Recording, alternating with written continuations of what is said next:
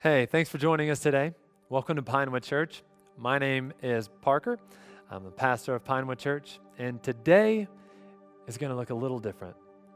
But that's okay because our world looks a little different right now. I have the honor and the privilege to introduce to you a dear friend of mine and a family member here at Pinewood. He is no guest and he is no stranger. Him and his wife have been invested in our church since before day one. He has been with me personally through some of the lowest and darkest seasons of my life, and he's been with us arm in arm in the highest moments of my life. He's been a mentor to me and so many other pastors. He is a very successful composer, a worship leader. He's a friend. Would you please join me in welcoming Pastor Gerald Trottman? Hey, Pastor Gerald, thanks for joining us today. We are going to be having a very important conversation, and it means the world to me that you would be joining us and taking time out of your busy schedule. I know you're a busy man, to bless our people, to enlighten our people. It's truly a massive, massive, massive honor for me. I want to start off by having a conversation like many other conversations that we've had, by asking how you're doing. First, let me say I'm honored to be here. I'm honored that you would invite me to, participate in something that I believe is needed, um, which is open, honest dialogue about the issues that we're seeing, in our world.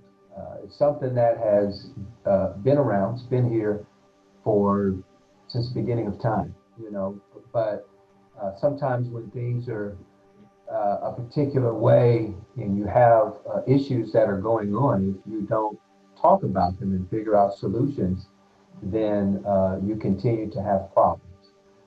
So I'm grieving, man. I'm hurting. I'm watching some of the things that are happening that I've seen and read about in history books.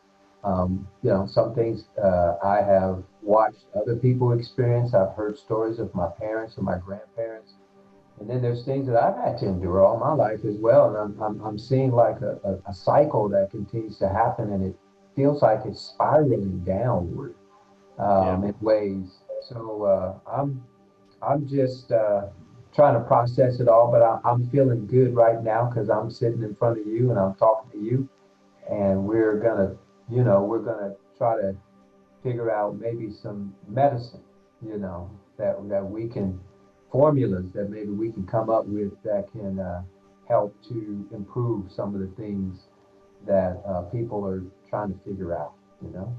I hope so. You know, what a lot of people don't know about you is it's really hard for you to have a bad day. I mean, you are an incredibly joyful person. Um, and even my favorite, oh my gosh, my favorite, Gerald, seeing you on stage, worshiping Jesus, leading people to the throne, the joy on your face is like joy on no other face on that stage. You are in it. And to call you in this season of life and to hear the weight of the world in your voice and to hear what feels like so much of your joy just stripped out of your day and pressures in your family completely breaks my heart as a friend, as a Yeah. brother. Well, it's funny you mentioned worship. I was reading this morning. I was in Genesis chapter, I believe it's chapter 6, 7. I can't remember exactly which chapter, but it's when Noah is coming off the backside of the flood, and he sends the dove out. The dove doesn't come back with anything, and he sends the dove out again, and the dove comes back with an olive branch, and then he waits 7 days, and then he sends the dove again, and the dove never comes back, right? And then he waits, and then he goes out, and the first thing he does is build an altar.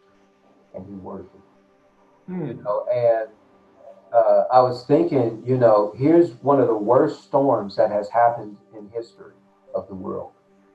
Completely wiped out mankind because God was grieving over the wickedness of men, and he sends the flood and just washes out everything except Noah and and his family, obviously, which God felt was so righteous enough to be able to continue. Noah gave God hope, and the first thing Noah does is he goes and he worships. And I'm saying to myself, God, what is it that we can do right now, first and foremost, before we even have dialogue, before we even go out and do anything? What is it that we need to do? We need to worship. We Hmm. need to be praying. We need to be, some people maybe need to fast. We need to be doing all of the things that we can do to put us in the center of the storm, because there's a storm that's going on. And the only way to connect with God is to be right in the middle of where He is. He is in the place that is the calmest place to be. And he wants us to join him there so that we can see from his perspective. And I think what happens is we lose perspective because we get caught up in the images that we're seeing. We get caught up in the chaos going on, and we start blaming people. We start, casting the stones and all of the things that we were told not to do. Don't cast that first stone. Don't do all of these things that would come from a human perspective. Try to see it from a godly perspective. So before we can even have dialogue and conversation, all of us, we need to get on our knees and we need to say, God, what is it that I can do? Hmm. Ask for forgiveness. What is it that I can do? Because at the end of the day, if none of us are doing anything, then, and we're very comfortable with who we are, then nothing is ever going to be done. We're going to constantly be looking at the other and saying and looking and seeing what's wrong, talking about what's wrong. I'm seeing the images, I'm seeing the things that are going on, and I'm asking God, speak to me.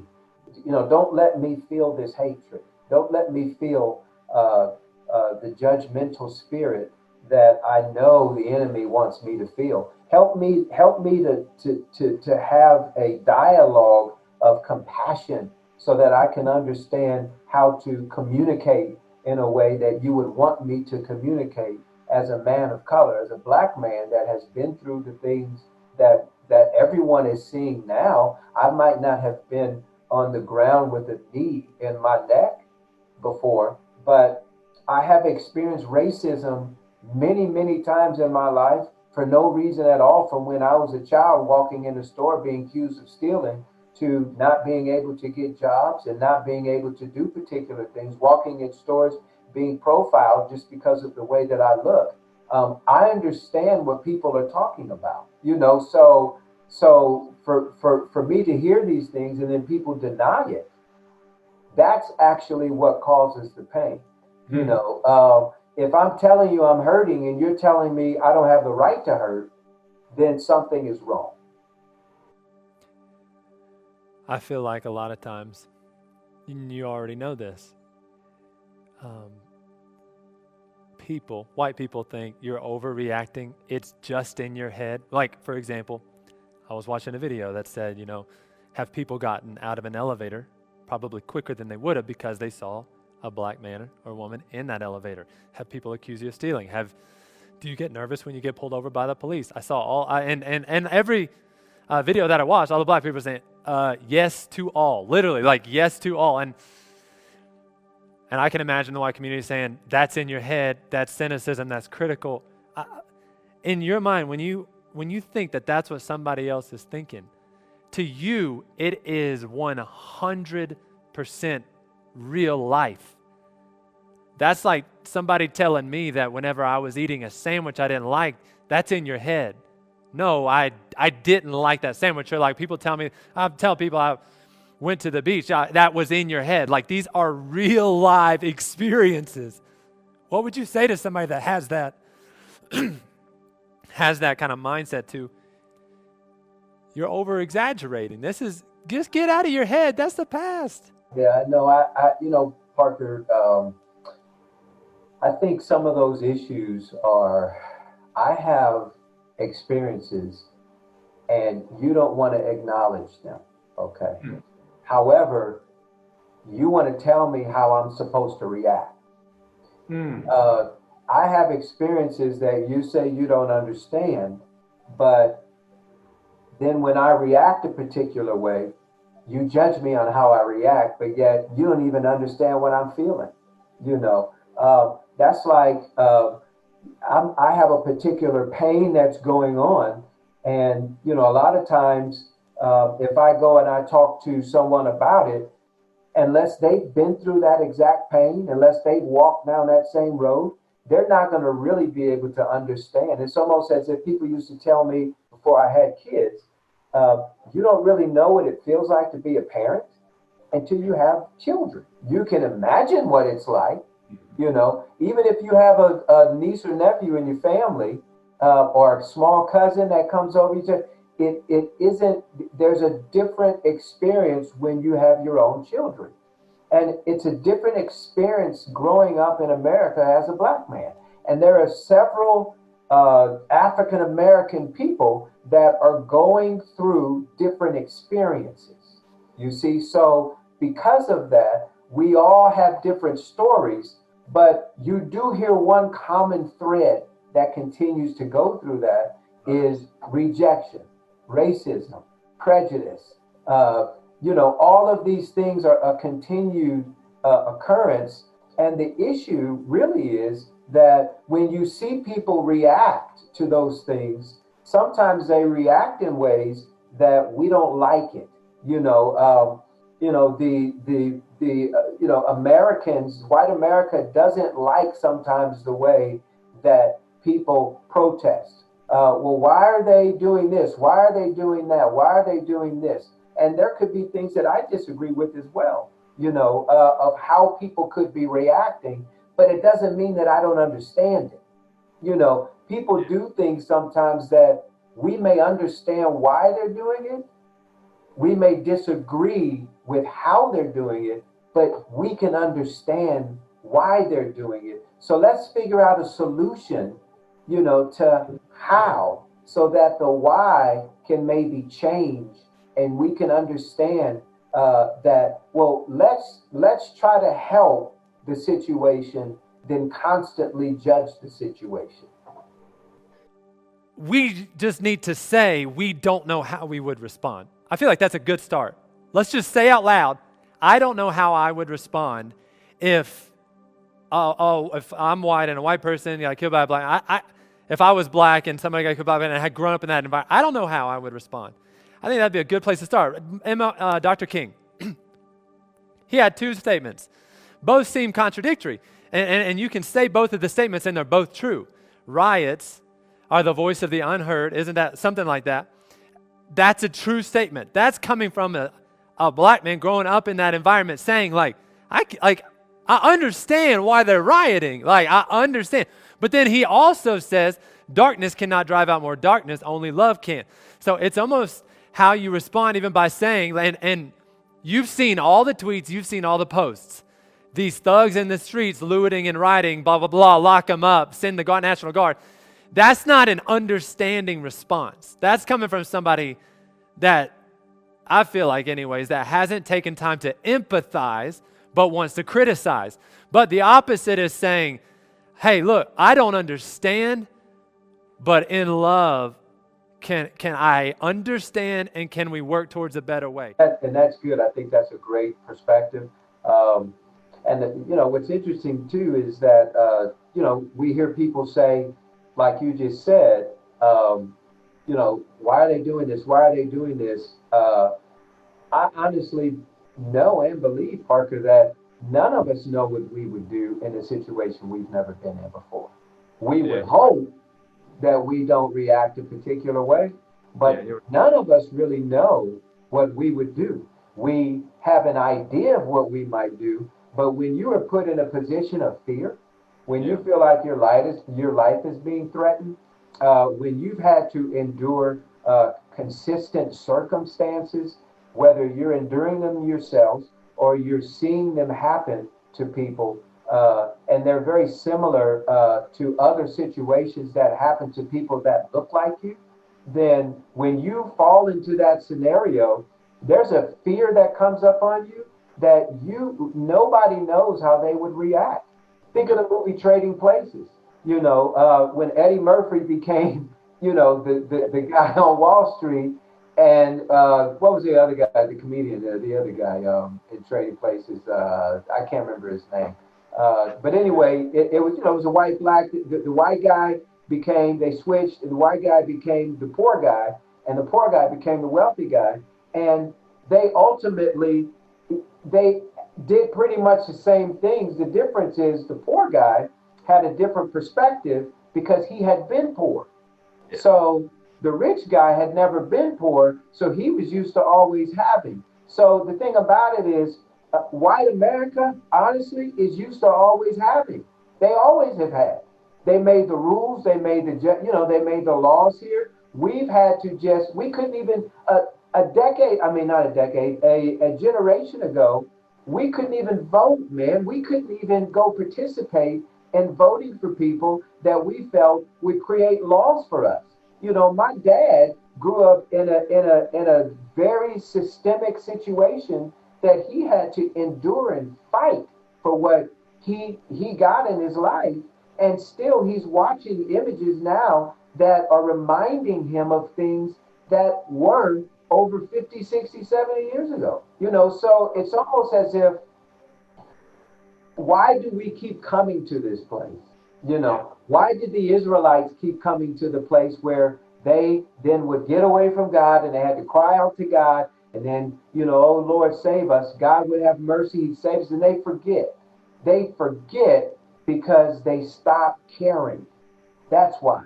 They forget because they stopped really understanding the nature of God and what he desires through us. He doesn't want division through us. He wants unity.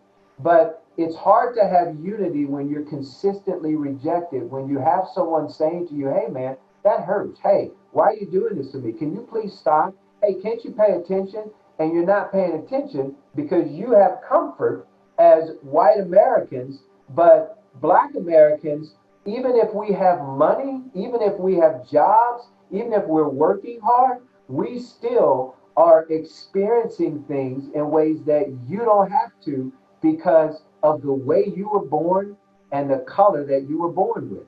Something is wrong with that. And until we admit it and understand it, and then step into it and say, okay, white America is admitting that this is the way it is. So now what are the solutions? What are we going to do about it? And I think we come up with this, well, we'll do Black History Month, or we'll do all of these things. Well, Black History Month wasn't even something that people wanted in schools. They don't really sell it.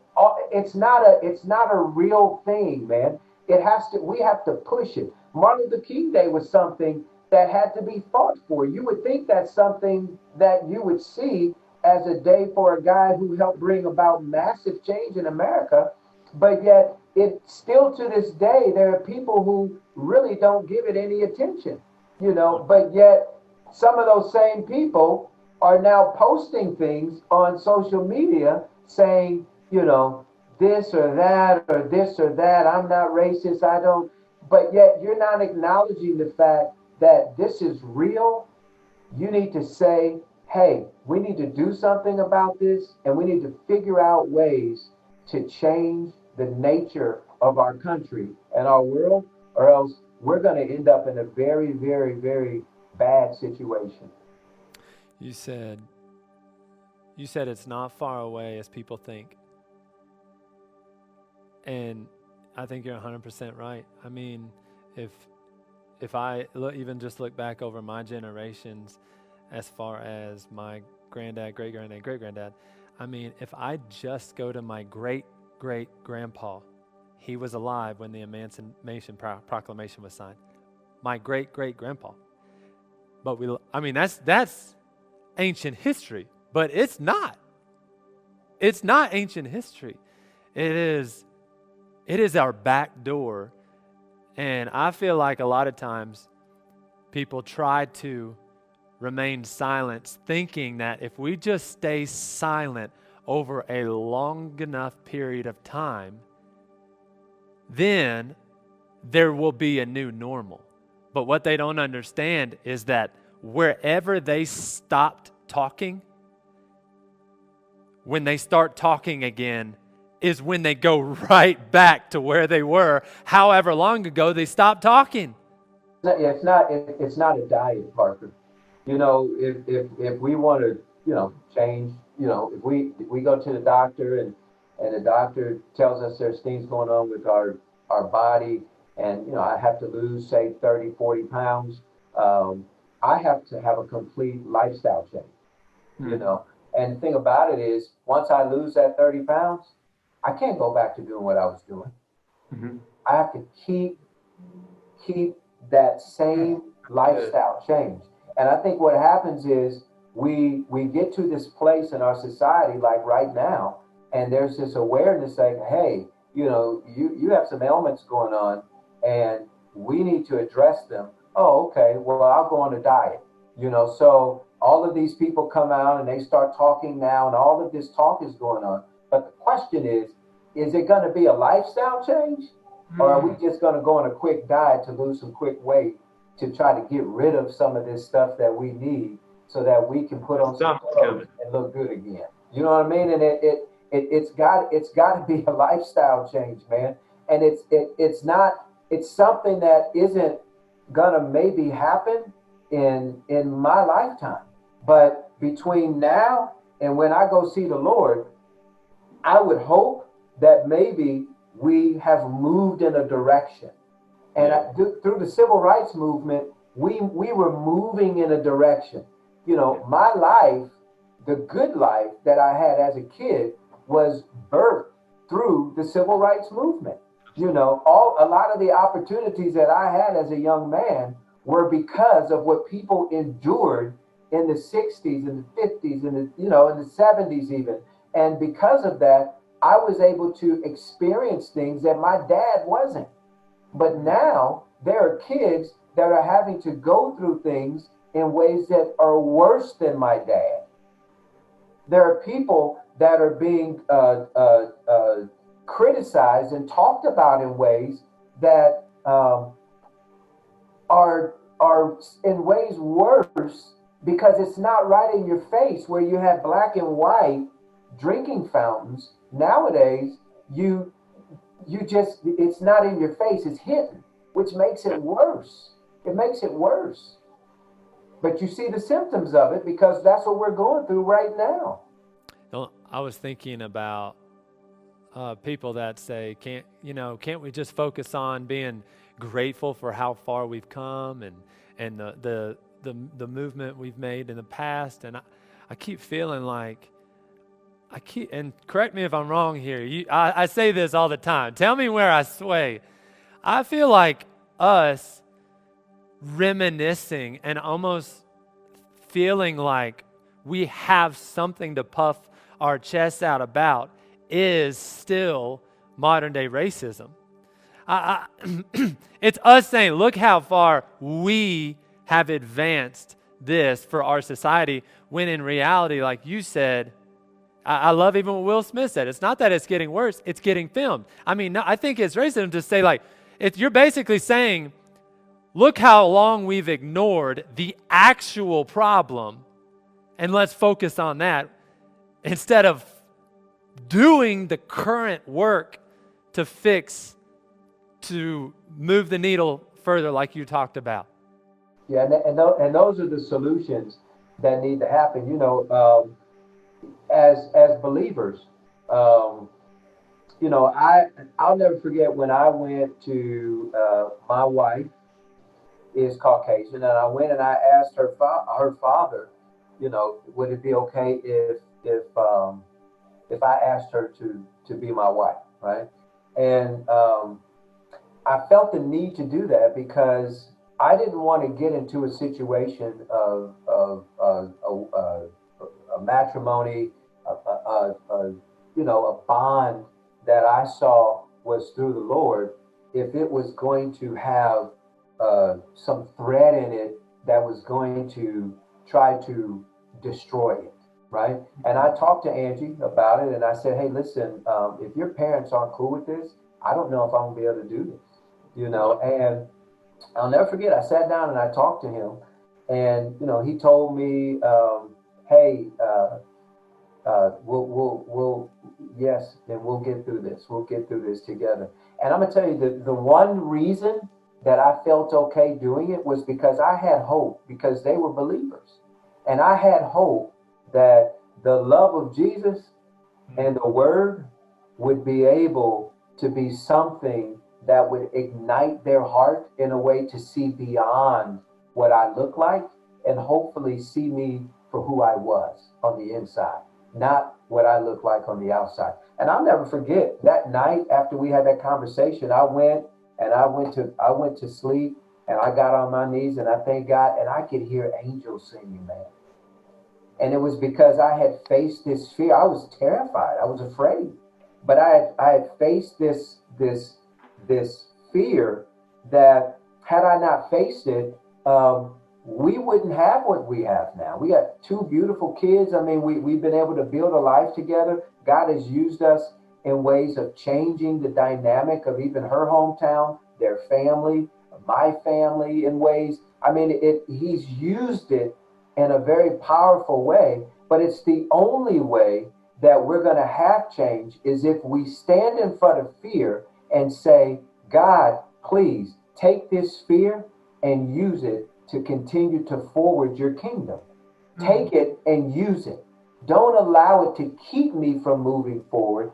Take it and thrust me through it, because I know on the other side, the blessing that is on the other side of fear is greater than the fear itself. It always has been in my life. So I try to say, hey, listen, what is it as white Americans, right? What is it that you are afraid of? Whatever you're afraid of, think about why you're afraid of it, and then figure out ways that you can help yourself to step into situations that are going to help you change it, right? So, for example, if you want to understand why people are the way they are, go volunteer at places where these people are.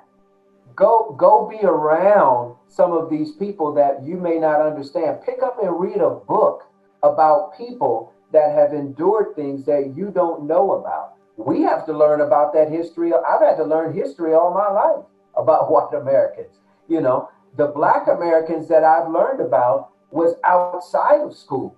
I learned very little about Black America in school. How come that isn't part of our curriculum? If there are teachers out there, make sure that your classrooms are reading books about diversity. Make sure that you are collectively, speaking to your supervisors and superintendents about incorporating diverse curriculums in your schools. If you have children and they don't have a diverse curriculum, then make sure they're reading books and leaning in to things that are going to diversify their life. Go out and feed homeless people. Go to shelters where moms are abused, where you have kids that are orphans, that don't look like you. Go do these things, because what it's going to do is it's going to change the way you think. I went on several mission trips in my life to Haiti and, to Africa, Uganda. I've been to India multiple times. And I went to third world countries where I'd never been before, Parker. It changed me, man.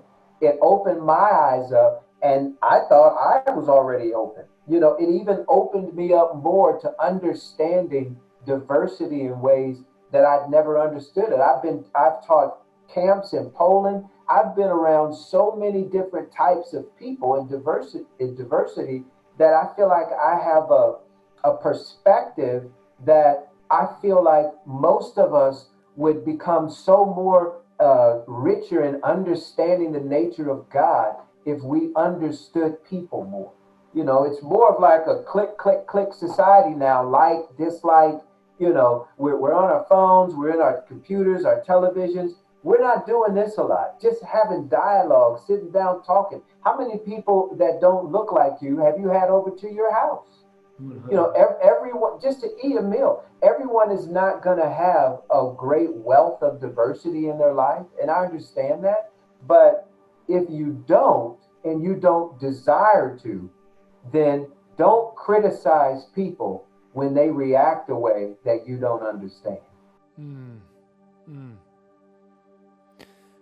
You know, I never looked at a book before and thought about what color a kid's book.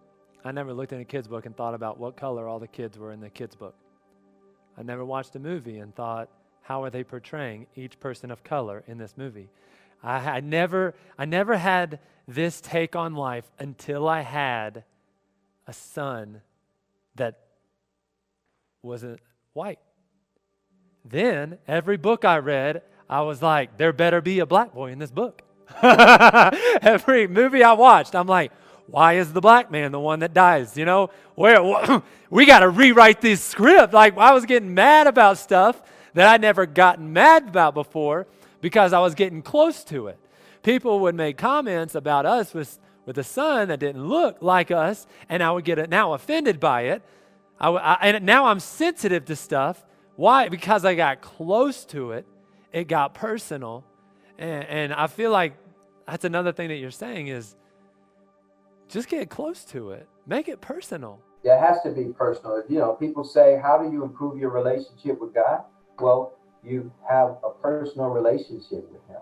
You know, you lean in, you read his book, you know, you get to know the stories of his people, you know, and the more you lean into the word and you're reading the word and you understand the word and the people, the more you understand God, you know. So that's across the board with anything. If you want to know how to go out and fix a garbage disposal, now you can look up a YouTube video. You know what I mean? People will click and get information that they want.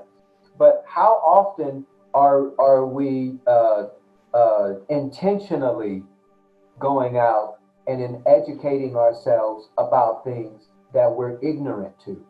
You know, how often are we doing that? You know, it's funny because you say that. That's been my whole life. You know, watching images in movies and things and seeing and not being represented in ways that I felt that I was, you know, growing up and seeing, you know, African Americans as criminals, you know, growing up and first seeing someone that is a doctor, you know, or seeing, you know, you had all of these different things and all of these different television shows and things that were showing us in particular ways. And through time, we started being in movies and we started growing in ways that we were being represented. But for years, man, throughout the 60s and 70s, we had roles that had no significance. I think about how many black teachers I had growing up as a kid. I had one. Yeah. You know, and I went to a very diverse school, you know, and if people think about just the neighborhoods that they live in right now, you know, how many in your school district, in your school, how many teachers are of different cultural backgrounds? You know, your kids growing up, are they seeing most of the people who are in authority of different races? Or are they seeing one race in authority and everyone else is working for them? You know, which means, I mean, it's that it has to be that intent. You know, it's like if you have a intentional, should I say, if you have a diverse church, how many people are on your staff? You know, how many people are representing those people and ways of thinking so that you can grow your church in a way that represents the core of who the people are. You know, I mean, it's very, very, it's complex, man, but it's something that we have to honestly think about, because if we don't, then we're in deep trouble. I think a lot of white people would say, well, you know, I don't want to force a relationship. Yeah, if somebody's literally moves in next door to me, then yeah, I'll befriend them like I would anybody else. But in my mind, I keep thinking, we got to where we are by being intentional in the wrong way. Shouldn't we get to where we want to be by being intentional in the right way? I mean, where in our minds do we think like, just give it time, and if I happen to meet somebody that's black, of course I'm going to be friends with them. In my mind, I want to look for people that are black. And I joke even with people that attend our church. If I see, and I don't know if this is wrong or not, but if I see somebody that's black in the church, I'm running over the second church is over, and I'm saying, hey, what's your name? What's your story? We need you here. We need you here. Tell us, what can we do better? What could be more comfortable? Like, is that okay? Like, shouldn't that be like a better approach to be more intentional to say, we need your voice, we need your presence? It's important because when you have situations as a minority and you're walking in, I mean, I'm sure white Americans feel this way. They've been in situations where they might have been around people that don't look like them, where they might go somewhere and it's like they're surrounded by more people that don't look like them, and all of a sudden they start feeling these inhibitions or concerns or fears. If they're not used to that, then yes, they're going to feel those things. The problem, when you flip it around, is that as an African American black man, I walk into situations and I have to constantly be aware of something. Yeah. I have to constantly be aware. So if you're making me feel welcome, you're helping me process the fear that I'm feeling. You're helping me feel okay about doing what I feel like I'm supposed to do.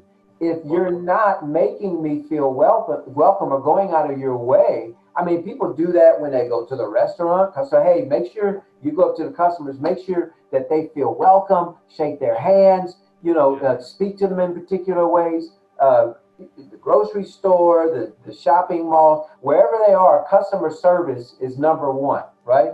So whenever you're in the customer service of the church, you would think that that's the place where we want to make everybody feel welcome. But is that really true? To so many white churches that are out there, if all of a sudden 500 black people walked into your church on Sunday morning, how would you react? Oh, I mean, is it something that you really want?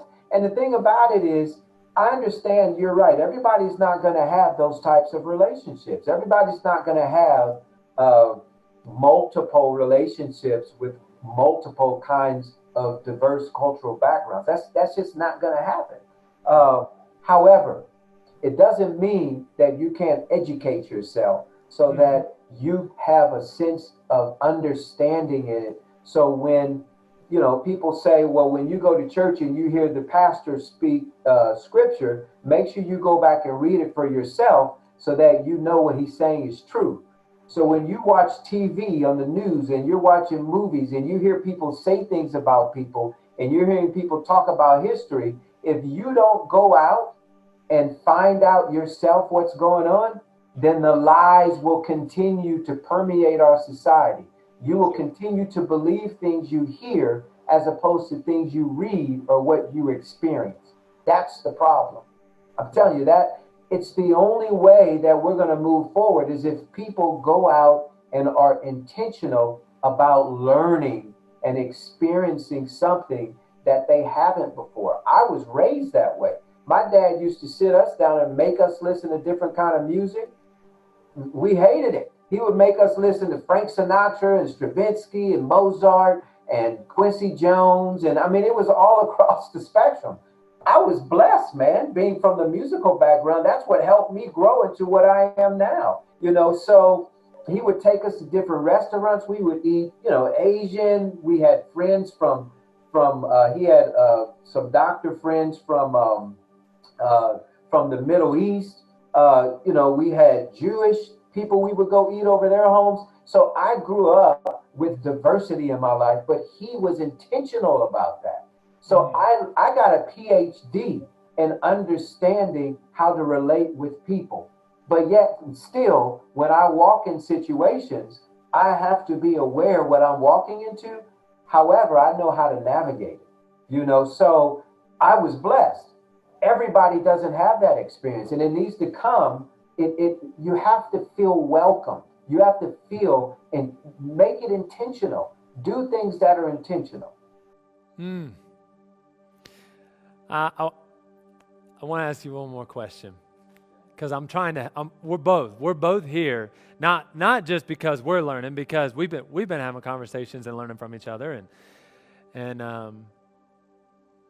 not just to gain knowledge. We're here to help people. I think the goal is to help people take a next step. So if you're watching this and you're already kind of cold and you're a racist, you've already wasted about 35 minutes of your life. This ain't helping you at all. You're just so blind to the reality of what's going on. But if you're open to it and you're watching and you're listening and you're trying to learn, you're trying to take that next step, what would you say to somebody who has still yet in this climate that we're in? You ain't got to do much to turn on the news, scroll through your social media. If you don't know the extent and the weight and the history and the making moment that it is right now, then I'm sorry, you are living under a rock. That's the truth. And they haven't said a word about it, which I think about a lot.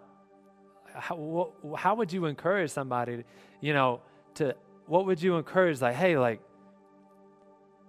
here's something to say. Here's why you should say it. How can we encourage people to take that next step? I think a lot of times, even pressure is put on people to respond.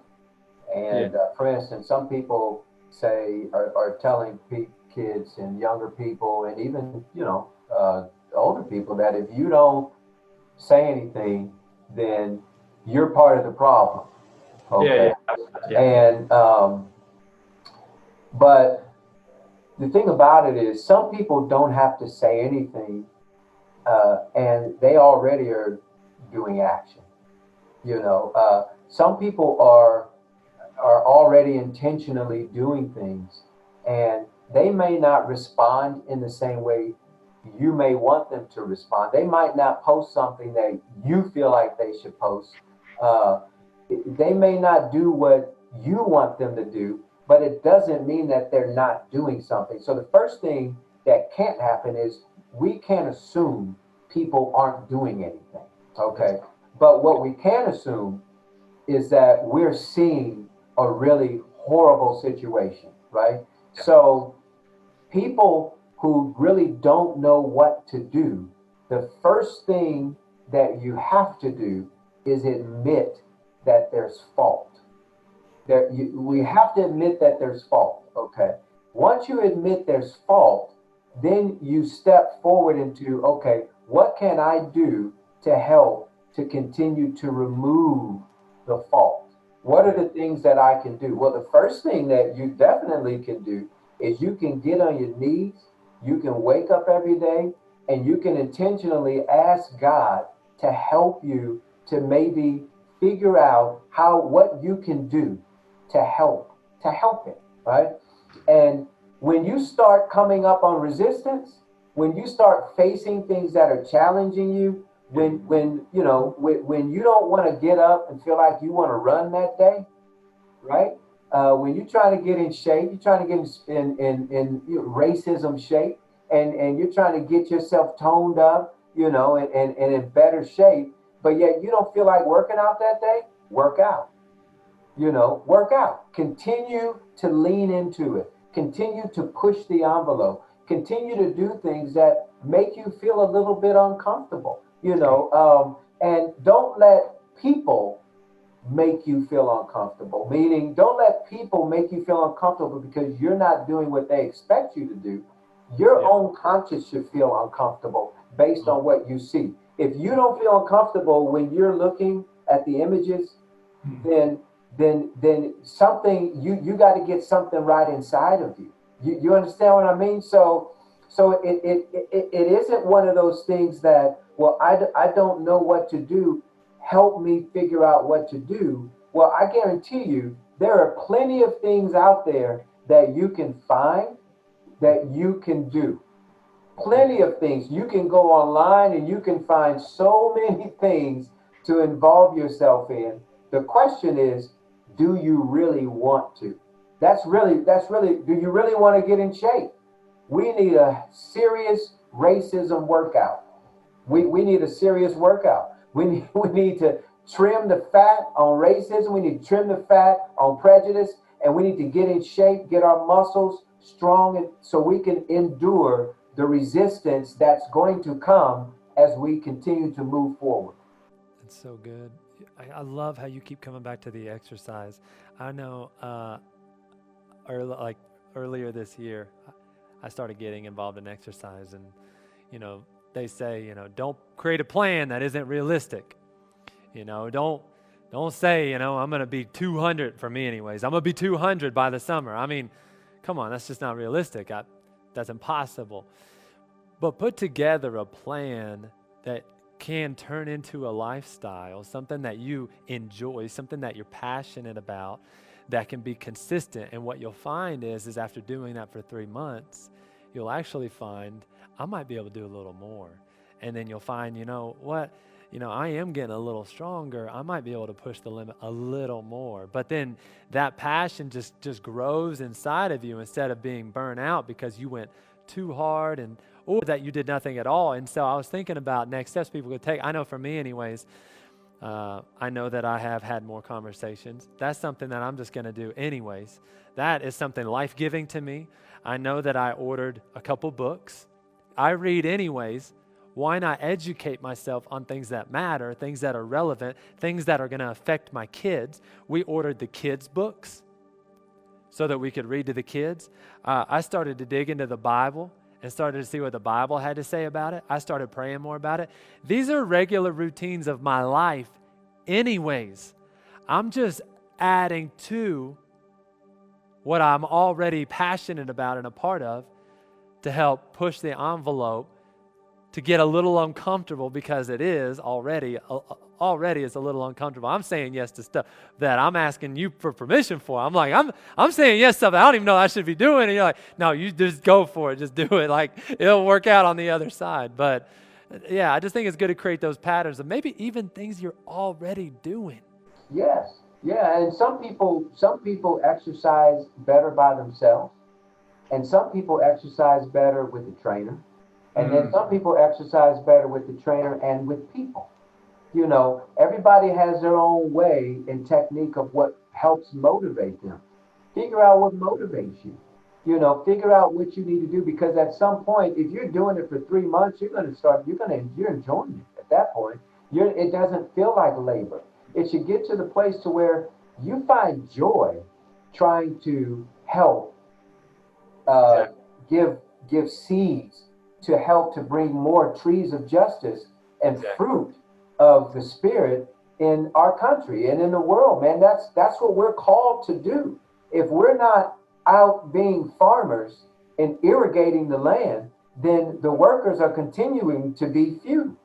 And the harvest is always going to be plentiful. Nobody's out there working. So you got all this stuff that's dying because there's no one that is working, that is doing it. We need workers. And the only way to be a worker is to first say, we need workers. To admit that we need workers. We need people that are going to go out and intentionally work and do the hard stuff. We need it. I think as pastors, we're both pastors, and there's a lot of things that you can be involved with around the world, but I feel like as pastors, if you don't understand this issue and the reality of it and the hurt that is caused by it, if you don't feel the weight of that at every single level right now, then, I mean, you have to ask yourself, like, do I understand the gospel? I mean, I don't mean to go that hard at people right now, but if you can't hurt with the millions of people that are doing everything they can to tell you that they don't feel like an equal human, and you don't feel that? How do you not understand the gospel and what Jesus came to do, to set people free from, to bring people together for? How are you missing the mark on the gospel? Yeah. That's a great point, man. It's almost like people who are lost, and you try to present the gospel to them, and they say, "I don't need that. I don't need that." The same thing applies to us as believers when we say, "Hey, we need you to be intentional about raising awareness and things," and their response is, "I don't need that. My life is great. I don't need that. I don't. Why? It's not. I don't know any black people. I don't. I don't have any friends that are black. I have a couple people I might work with that are black that I know, but I don't really have any black people in my life, so I don't really need that." And it's the lack of diversity, man, that is hurting our society. You think of the New Testament, man. Look at all the diversity that was in the New Testament. And who did Jesus go after? He went after the Gentiles, man. He went after people that were being treated wrong. Nobody wanted to eat with them. Nobody wanted to be around them. They were not represented. They had no power. They had nothing that seemed like something that was any value. Wow. The one thing they had was a God who loved them. And because he loved them so much, he sent his son. He sent his son to bring a gospel to them to share. And because of that, there was a birth, a new birth that happened in the New Testament. So it's almost as if, what are we going to do now? There are people who feel like they have no voice. They're being mistreated. They're consistently not only harassed, killed, beat up, shot, treated just in malicious ways. And they're crying out and they're saying, something is wrong. Please help us. What are we going to do now that we know what Jesus did for us? As the church, what are we going to do? What are we going to do? Doesn't it remind you of the story in the Bible when they were asking Jesus about the greatest command? He says, love the Lord your God with all your heart, soul, mind, and strength. Love your neighbor as yourself. And remember, whenever they pressed him and they said, who's your neighbor? Remember? And then he told a story. And it makes you think of, what are we going to do? He told a story. And the story was that, the priest, there was a man who had hurt himself. And the priest goes and, walks by. And I love the text because the text actually says, luckily, a religious Levite walks up. I love how it's luckily, almost as if to be sarcastic. Jesus is almost being sarcastic, right? Luckily, a religious Levite walks up and he crosses the street to walk around him. But then the Samaritan walks up and he gets off his horse and he bends down and he mends his wound and he is close and he's with him and he's helping any way that he knows how with somebody that doesn't look like him, somebody that's different than him. Isn't it like Jesus to do the opposite of what everything you might think? So who is your neighbor? That's whoever's hurting is my neighbor. That's what Jesus is saying. Whoever's down and out, whoever is vulnerable, whoever is hurting, that's your neighbor. Now go love your neighbor. Absolutely. That's it in a nutshell, man. It's the fruits of the Spirit. If you don't see them active, then they don't exist. Love is something that if you don't see it, then how do you know it's there? You may feel it on the inside, but if I'm not outwardly giving love, how's anybody going to see it? You may say, man, I love you, but yet you're beating me the same day. Why you may say, man, I don't have any issues with you, But yet you're sitting and you're watching people who look like me get killed and beat up and treated horribly, and yet you're not saying anything about it. You're not actively trying to do something to maybe change that. Why would I think you love me? And as the church, we can't sit by, we can't sit by and watch what's happening continue to happen. We're being called to do something about it. So the question is, what are we going to do? That's really the question. What are we going to do? And I'm not saying, what are you going to do as white Americans?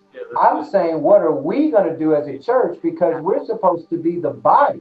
We're the hands and the feet. You know what I'm saying? We're the eyes, the mind. We're supposed to come together as one and do something about this. What are we going to do? The priest and the Levite could have yelled at the man who was on the side of the road and said, I love you. There's a statement that says, let our actions speak so loud I can barely hear what you're saying. The Samaritan didn't have to say a word. Can we just get close? Can we just empathize for a second? Can we just lean in? And then, let our words speak, for sure. We have words, let's put them to use. Let's not be the ones that are found silent in an age where we have the opportunity for real change. But let's just not be people that just talk and talk. See, people that get off of our horse, get out of our house, get into the streets, get into people's homes. Serve people, love people, all people, and walk arm in arm together. I wanted to ask if you could pray for us. Pray for our house. You are invested. You are personally invested into this house. And this is your house. And would you pray for our house? Would you pray for our city? Would you pray for our nation? And just pray that we would be people of action, and pray that we would be people that would truly stand up in this season to say that not on my watch. We're gonna move the needle. We're gonna make a difference. Not just for our kids, but for us. It's as parents, you and me, we're naturally gonna say, well, I'll lay my life down for my kid. Naturally, that's who we are. But really, I think it's okay to say that, no, we want to make a difference now for the people hurting now. Even for your dad, for my dad, for them, so that they can see, I'm going to start going again. But would you pray for us? Absolutely, I'd love to. Let's pray. Father God, we love you. I thank you for the love of Pastor Parker here, and I just pray, God, that you continue to use him as a beacon, a lighthouse, the city on a hill, his church, his congregation. I pray that you allow them to move into action in a way that will ignite, almost like flames. It makes me think of when the flames of the Holy Spirit came in the New Testament. I pray, God, that you bring those same flames upon them to speak in ways that will ignite the hearts of the people there in Boulder. I pray, God, that you allow the same thing to happen all over our nation right now, because we need it. We need the movement of a powerful, powerful God, the one that knows the history of man and the hearts of men. The one that created us, made us in his own image, the one that has given us mercy and grace over so many centuries, the one with so much compassion, God. I pray that you allow us to feel your compassion, to feel your heart, to feel the pain and the things that you are grieving right now. And I pray that you allow us to, not only when we feel it, but then to move into action to do something. Give us the vision. Give us the things that we need to see that are going to help to bring change. As Parker spoke last week about being agents of change, God, we know that we're going to face resistance. We know that we're going to come up against the forces of evil, but we know that we have you. And if we're moving in a way that is with you behind us, as the wind upon our wings, as the eagles fly, God, I pray that you give us the eye to be able to see when to move and to be swift into action, but yet when to pause with patience so that we don't find ourselves surrounded in a way that it's a place where you didn't want us to be. Allow us to know where you are so that we can be with you. And I pray, God, that you just keep growing this church. I pray that you continue to use them in such a powerful way that hopefully we would see Boulder become a city that is becoming an example of what can happen when people decide to finally be intentional about change. I pray, God, that you use all of the elements that we know that are here. We have had an incredible conversation this morning, and I just pray, God, that all the ears that are listening, allow them to hear. Please, God, allow them to hear. All of these things I pray in Jesus' name. Amen.